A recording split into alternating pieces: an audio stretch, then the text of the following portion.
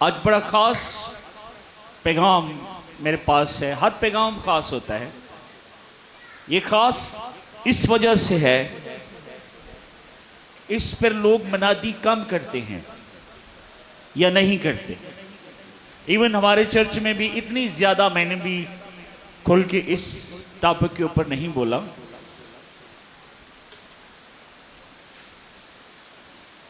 आज के पैगाम का आगाज मैं एक गवाही से, एक स्टोरी से करना चाह रहा हूं। कल मुझे एक मैसेज आया, एक बेटे का मैसेज था और उससे किसी ने सवाल किया। उसने मुझे नाम नहीं बताया कौन, किस फैमिली की ये स्टोरी है, और मैंने पूछना गवारा भी नहीं किया। अच्छा नहीं लगता, अच्छा नहीं समझा। स्टोरी ये है कि एक शख्स जो आर्मी का एम्प्लॉय है, फौज में है, और उसकी बीवी ने पीछे से किसी से शादी कर ली है अपने हिसाब से। वो शादी कहती है लेकिन कलाम उसको शादी नहीं कहता। और वो शादी जो है उसने कोर्ट में जाकर की है, अदालत में जाकर की है। और आप सब जानते हैं कि एक शादीशुदा मर्द या एक शादीशुदा औरत जो है वो बगैर तलाक के अगर वो निकाह करेगी या शादी करेगी तो वो कैसे करेगी? कितने लोगों को मेरी बात समझ आ रही? कम लोगों को समझ आ रही। वो कोर्ट में जाएगी तो वो कैसे निकाह करेगी? सबसे पहले जो काम होगा कि वो अपने जिंदा खुदा का इनकार करेगा या करेगा, सच है। और फिर वो निकाह, उनका गवर्नमेंट के कागजों में निकाह लिखा जाएगा और उनको एक सर्टिफिकेट दिया जाएगा ताकि तुम्हें कोई कानूनी तौर पर तुम्हारा कोई मसला ना हो। लेकिन एक मसला हो गया कि उस बेटे ने या उस बेटी ने जिंदा खुदा का इनकार कर दिया। तीन चीजें हुई। एक, उसने अपनी फैमिली को छोड़ा है। दूसरा, उसने अपने खुदा को छोड़ा है। वो खुदा के घर से खारिज हो गई, अपने घर से भी खारिज हो गई है। और जो तीसरा बड़ा काम हुआ है वो बाइबल इसको ज़ना कहती है। वो मर्द है या औरत है। अगर कोई भी शख्स यीशु को छोड़कर, सबसे पहला ये गुनाह है।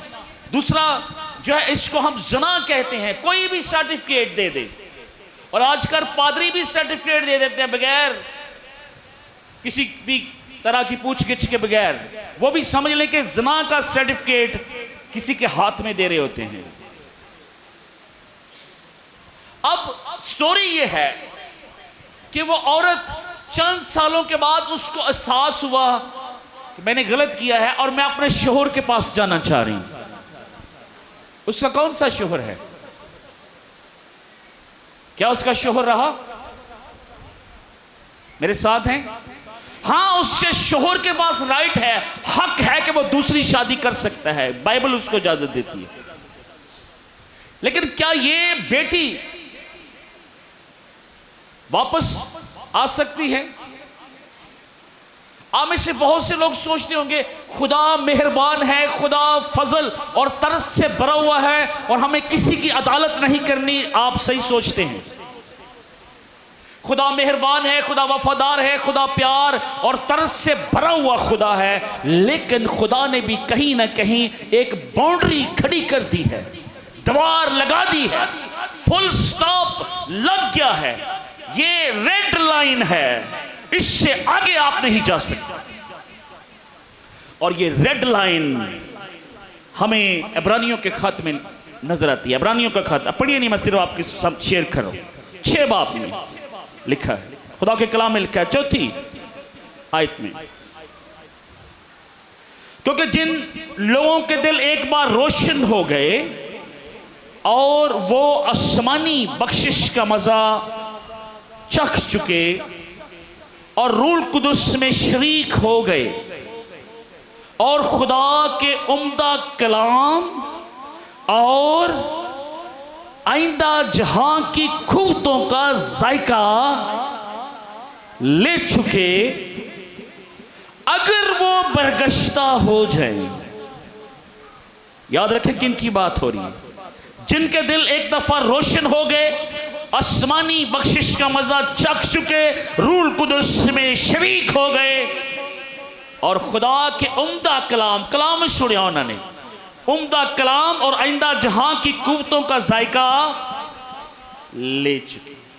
कौन लोग? ईमानदारों की मतलब बात हो रही है, चर्च जाने वाली फैमिलियों की मतलब बात हो रही है, उनके मतलब लिखा 6 आयत में, इब्रानियों 6:6, अगर वो बरगश्ता हो जाएं, अगर वो बरगश्ता हो जाएं तो इन्हें तौबा के लिए फिर नया बनाना नामुमकिन है, इसलिए कि वो खुदा के बेटे को अपनी तरफ से दोबारा मसलूब करके अलानिया जलील करते हैं, दोबारा मसलूब करते हैं और अलानिया जलील करते हैं। कौन लोग? जो यीशु का दूसरों के सामने अदालतों में दूसरों के सामने इनकार करते हैं। खुदा इस बात को कतन बर्दाश्त नहीं करता। और जो हमारा टॉपिक है कि गैर अक़वाम में जो शादी का रुझान है आजकल, और पाकिस्तान में यह बात आम होती जा रही है, और मुसीबत यह है कि कोई एक शख्स करता है, बेटियों का मैं जरा जिक्र करूंगा, और उसके बाद वो बेटी बहुत सारे लोगों के लिए रोल मॉडल बनती है और लोग सोचते हैं अच्छा फलां फलां फलां फलां मैं भी, और मैं सही कह रहा हूं, अगर ऐसा हो रहा है, और मजबा से, पुलपट से, चर्च के अंदर से इसके ऊपर आवाज उठनी चाहिए। मुझे बहुत सी रिक्वेस्ट है, पास साहब आप बात करें, तो मैंने कहा हाँ ठीक है, मेरे पास पहले से खोने को कुछ नहीं है, I am ready to do that. आइए एक हवाला देखें खुदा के कलाम से, करंथियों के नाम पौलुस रसूल का दूसरा खत,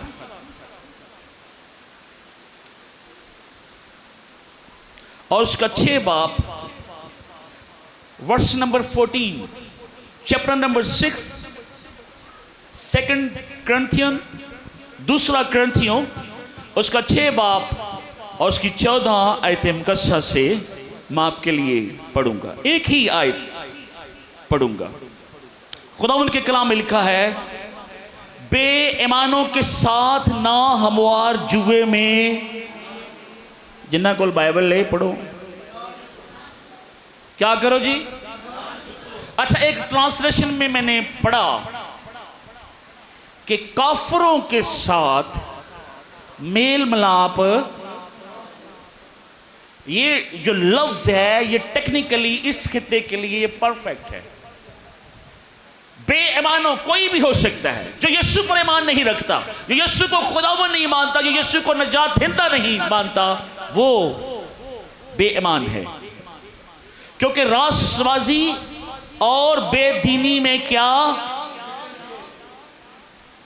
ये आयत खुद से ही एक मजमून है, क्लियर है। क्या लिखा है जी?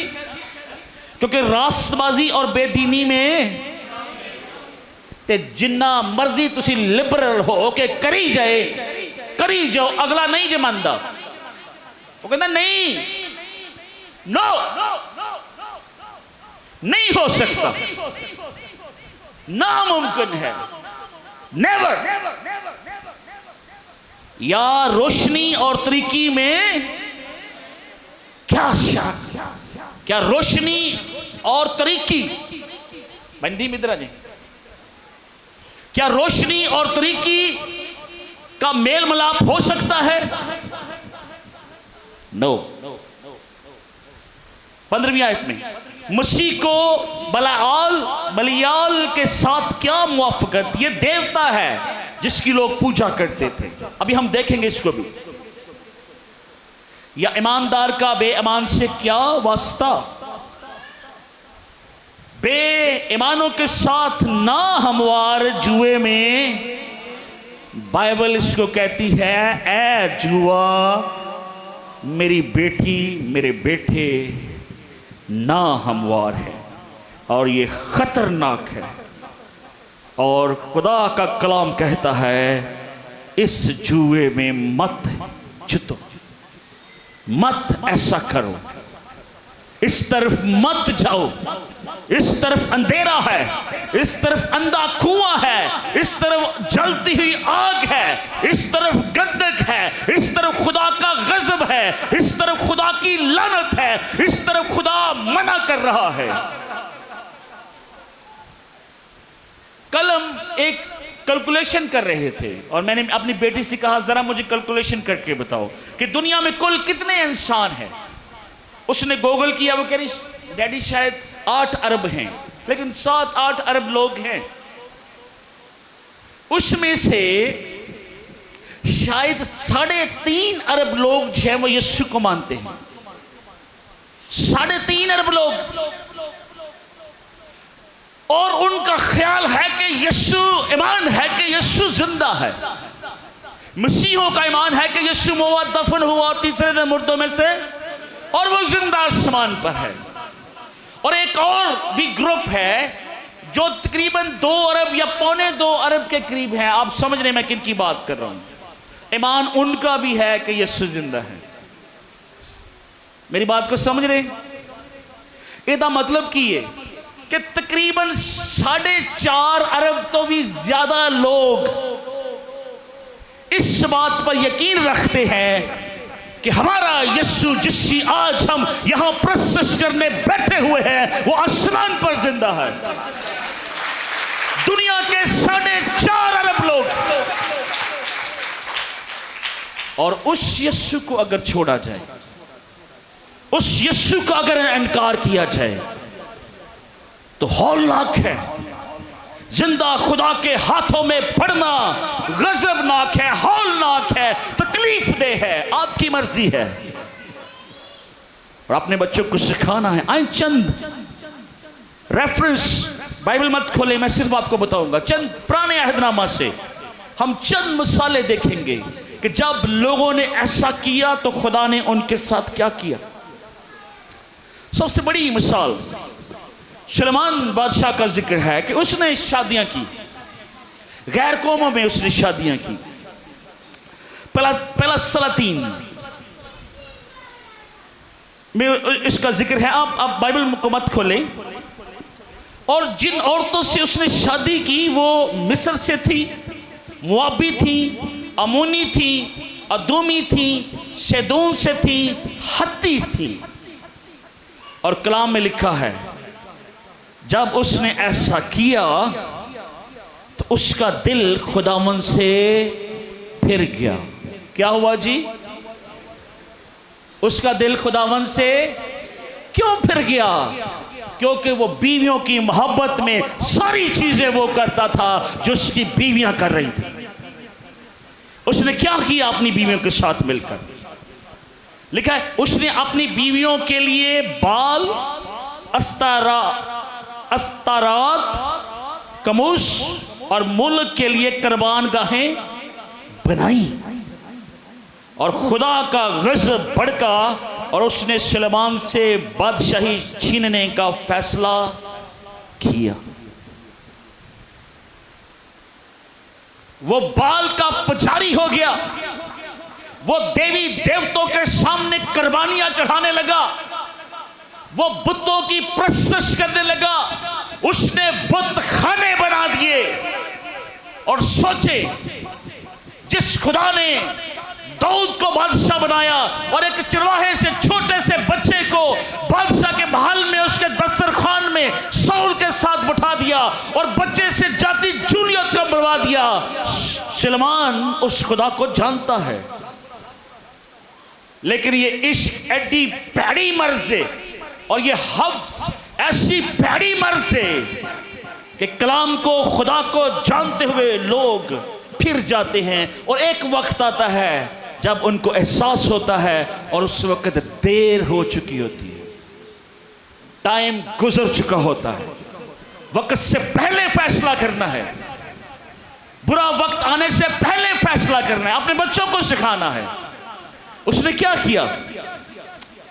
दूसरे सलातन में लिखा है, खुदावंद के कलाम में लिखा, इस सबब से खुदावंद ने सुलेमान को कहा, क्योंकि तुझसे ये फेल हुआ और तूने मेरे अहद और मेरे आइन को, जिनका मैंने तुझे हुक्म दिया, नहीं माना, इसलिए मैं सल्तनत को जरूर तुझसे छीन कर तेरे खादम को दूंगा। खुदा आपके पास जो बरकत है वो उसको छीन लेगा। और अगर देखना है, सीखना चाहते, जिन बेटियों ने ये अमल किया, पूछे, उनके पास दुनिया की दौलत हो सकती है लेकिन चैन, सुकून, इत्मीनान, खुशहाली, बहाली नहीं है। वो चंद दिन है जो उसने सोचा था, उसने याशी कर ली, दैट्स इट। ना रिश्तेदार रहे, ना माँ बाप रहे, ना खुदा रहा और ना खुदा के लोग रहे, ना इबादत रही, ना चर्च रहा, ना वर्शिप रही, ना वो रूल कुदस में झूमना और गीत गाना रहा। आपका इत्मीनान जाता रहा। पूछें कभी उनसे, किसी से कभी वास्ता पड़े। और जो स्टोरी मैंने आपके साथ शेयर की है, वो सोचती है कि कोई बात नहीं, कोई रास्ता निकाले, कोई बंदा उससे बात करे, पर क्या बात करे, किस तरह वो कायल कर सकता है, बड़ा मुश्किल है। एक और बादशाह ने भी एक बड़ा घिनौना काम किया है। उस बादशाह का नाम अखीयब है। क्या नाम है जी? और एक और औरत मशहूर है, उसका नाम एजाबेल है। ये सदूनी शहजादी थी, बादशाह की बेटी, पर बुत परस्त थी। और इस एजाबेल औरत ने जो काम किए हैं, इसने खुदा के नबियों को कत्ल करवा दिया, क्योंकि वो अखीयब की बीवी है। ते बीवियां बहुत कुछ बंदियां को नहीं करांदियां हैं, बोलो, कुछ नहीं करवाती हैं। सारे बड़े अच्छे ताबेदार शोहर बैठे, बोल दो, कुछ नहीं करांदियां, बहुत कुछ करवाती हैं। एजाबेल ने अखीयब जो बादशाह है, खुदा का के घराने से है, खुदा के खानदान से है, उससे नबियों को मरवाया।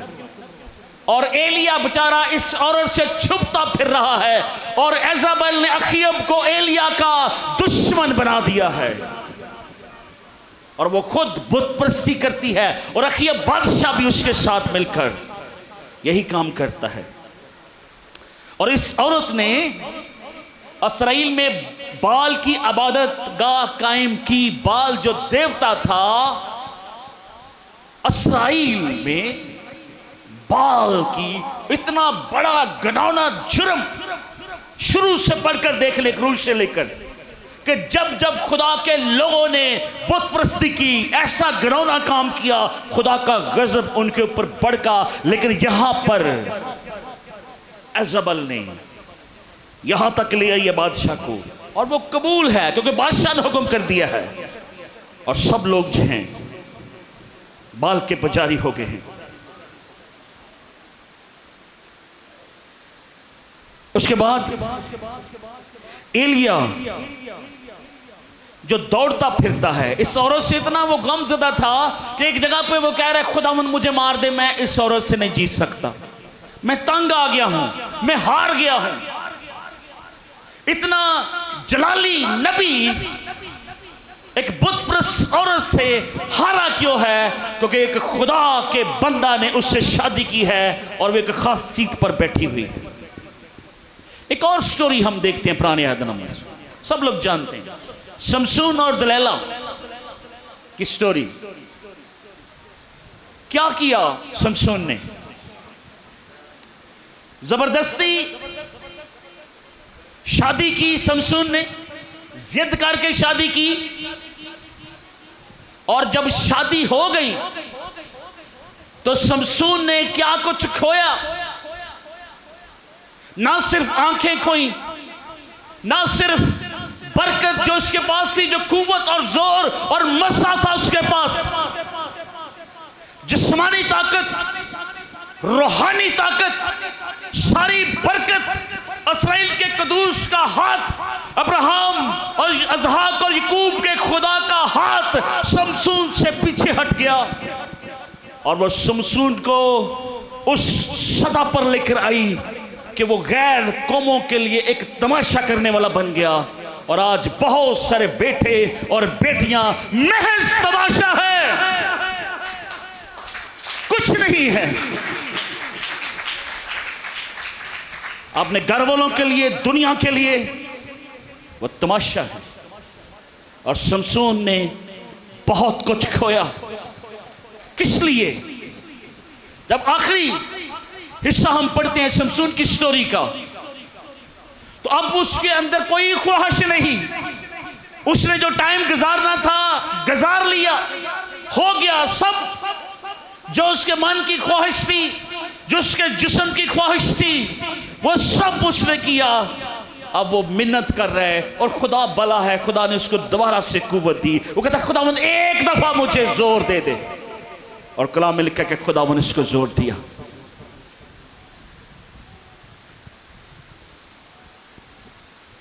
अगर हाल देखना है, मेरा दिल था कि मैं कुछ वीडियो उन औरतों की स्टोरीज दिखाता, अभी जो सोशल मीडिया पे आ रही हैं।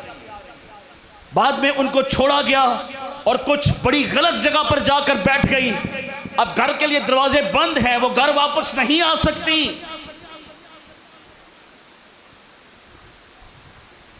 वो अजीब अजीब जगहों पर चली जाती हैं और जहां छुपने के लिए वो जगह ढूंढेगी, लोग उनका नाजायज फायदा उठाएंगे और उठा रहे हैं।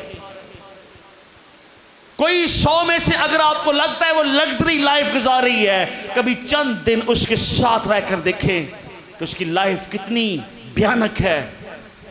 शायद उसके पास दौलत पैसा है, लेकिन जब यीशु नहीं है फिर कुछ नहीं है। और आज बहुत सारे लोग यीशु को छोड़कर इस घिनौने काम का और इस घिनौनी तरगीब का, और इस तरफ लोग फिसल रहे हैं, स्लिप हो रहे हैं, बहुत सारे बहाने बनाकर, बहुत सारे एक्सक्यूज बनाकर। और सबसे बड़ा एक्सक्यूज क्या है? ये क्रिश्चियनों के बच्चे पढ़े लिखे नहीं हैं, और मेरी बेटी ये मेले कचैले शायद अनपढ़ जरूर हैं, लेकिन इनके दिल यीशु के लहू से धुले हुए हैं। आमीन। शायद इनके पास वो दौलत नहीं है जो तुम देख रही हो, लेकिन ईमान की दौलत इनके पास है। हमें ना सिर्फ अपनी बेटियों को तरबियत देनी है, बल्कि अपने बेटों को भी ट्रेन करना है। आमीन। और मैं ईमान रखता हूं, आप जितने लोग ये कलाम सुन रहे हैं और जो सुना है, शेयर करें दूसरों के साथ और दूसरों को बताए कि आपकी शिनाख्त क्या है। आपको ये याद रखना है मेरे बेटे और मेरी बेटी, तुम शाही कानों का फिरका हो, तुम बादशाह के बेटे और बेटियां हो, और खुदा का रूह तुम में बसा हुआ है। खुदा तुम्हारे अंदर है, तुम्हारी एक शिनाख्त है, तुम ले पालक हो, और तुम उस जिंदा खुदा के आने के मुंतजर हो। और जब वो जिंदा खुदा वापस आएगा, मैंने बोला 4.5 अरब लोग ये ईमान रखते हैं कि वो वापस आने वाला है। और अगर आप चाहते हैं कि आप हवा में उड़कर उसका इस्तेमाल करें, तो ज़मीन पर दुख और तकलीफ़ें थोड़ी देर के लिए हो सकती हैं, लेकिन उस वक्त आप यीशु के साथ होंगी। प्रकाश भाई की सभा में लिखा कि खुदा का खैमा उसके लोगों के दरमियान होगा और वो अपने लोगों के तमाम आंसू पूंछ देगा। अगर आप चाहते हैं कि आप जिंदा खुदा के साथ आसमान पर रहें और आप यीशु के साथ, फरिश्तों के साथ, नरसिंगा फूंकने के साथ जी उठे, आपने जमीन पर थोड़ी सी तकलीफ बर्दाश्त कर लेनी है, कोई मसला नहीं। आपकी एक शनाख्त है, आपकी एक पहचान है। शायद यहां पर लगता है कि मसीही दबे हुए हैं, मसीही बड़ा थोड़े से नीचे हैं, फाइनेंशियल मिडिल क्लास है, लोअर मिडिल क्लास है, लेकिन मैं एक बात आपको बता दूं कि आसमान पर मसीही अपर से भी अपर क्लास में है। मेरा खुदा जो है वो तीसरे आसमान पर सबसे ऊपर है और आप सबसे ऊपर होंगे। यहां पर आप शायद लोअर क्लास है, पर आसमान पर आप वीआईपी 7 क्लास बेहतरीन जगह पर, सोने की सड़कें हैं, खाने हैं, फ्रूट है, सूरज चांद सितारों की जरूरत वहां पर नहीं है। गुलाम में लिखा है कि खुदा के खैमा से रोशनी निकलेगी और वो खुदा की बादशाही को मुनव्वर करेगी, वहां पर आप होंगे। और यीशु मसीह के मुंह के अल्फाज है, हम वहां पर फरिश्तों की मानंद होंगे। छोटी गल, आप फरिश्ते होंगे और जो अज़ल से बने हैं और अब तक रहेंगे, और आप फिर हमेशा खुदा के साथ रहेंगे। कोई ये दावा मजहब नहीं करता कि जब तुम एक दफा धुल गए और एक दफा तुम्हारा कफारा हो गया, दैट्स इट। यीशु ने एक ही दफा तुम्हारा कफारा दे दिया है, तुम्हें कुछ करने की जरूरत नहीं है, तुम्हें सिर्फ ईमान लाने की जरूरत है। आमीन। और आज कुछ लोग जो है उस ईमान में एक स्टेप आगे बढ़ रहे हैं। आज हम कुछ लोगों को बैप्टाइज कर रहे हैं। जितने लोग रेडी हैं वो रेडी हो जाए, हम उनको बैप्टाइज करेंगे। आमीन। आंखें बंद करें और हम दुआ करते हैं।